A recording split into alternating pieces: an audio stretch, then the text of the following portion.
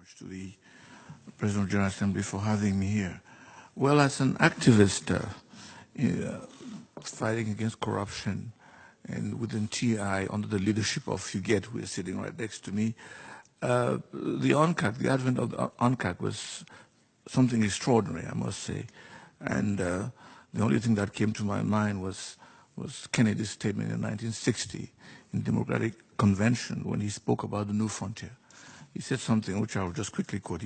We stand today on the edge of a new frontier, the frontier of unknown opportunities and perils, the frontier of unfulfilled hopes and unfulfilled threats.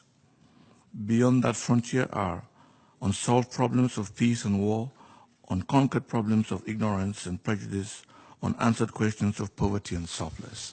Now, that is the way the African I am, and I've looked at this advent of this of the UNCAC, because to our continent, corruption is an existential issue.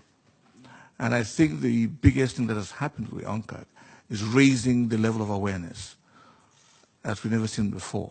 The World Bank that hardly could mention corruption in its literature is now part of a group with the African Development Bank of multilateral banks that have a robust system of fighting against corruption, that has a debarment system that cuts across all the 5 banks. That's how far we have gotten. Today, you know, elections on the continent and many other countries are fought on corruption as a single agenda. Even in the country which we sit, I think it's called draining the swamp. So, you know, it is the level of consciousness against corruption has really been reasoned by the ONCAC. And ONCAC, it can be said now, corruption can be said now, it's really a moral issue. So to me, that's the real one achievement. But the danger I'm seeing is that on the continent, the too much discourse can bring a kind of numbness. And in any system, the numbness can lead to inaction and reduce the demand for corruption by the people and the citizens. In certain other countries, the fight against corruption has been weaponized by certain leaders against their opponents. So I think these are the dangers we must look at as we move ahead. The third point, which I'll make really in terms of what areas we should look at as I close my statement, is really the area which I think Africa needs the most, is the question of recovery of assets. I think some speakers spoke about it before.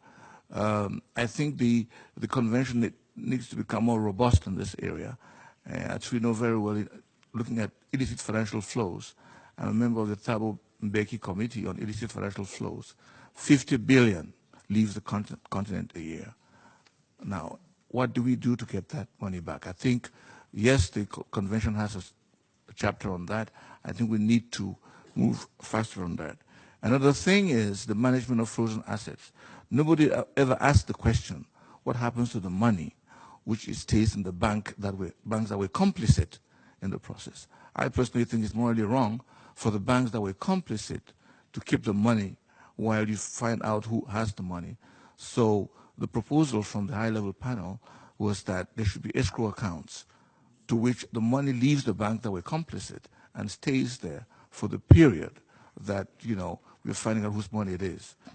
So, well, we are calling the ONCAC a global instrument that regulates corruption and how to go about it. I think it means that we should start thinking about the international jurisdiction can actually prosecute on matters of corruption. Thank you, moderator. Thank you very much.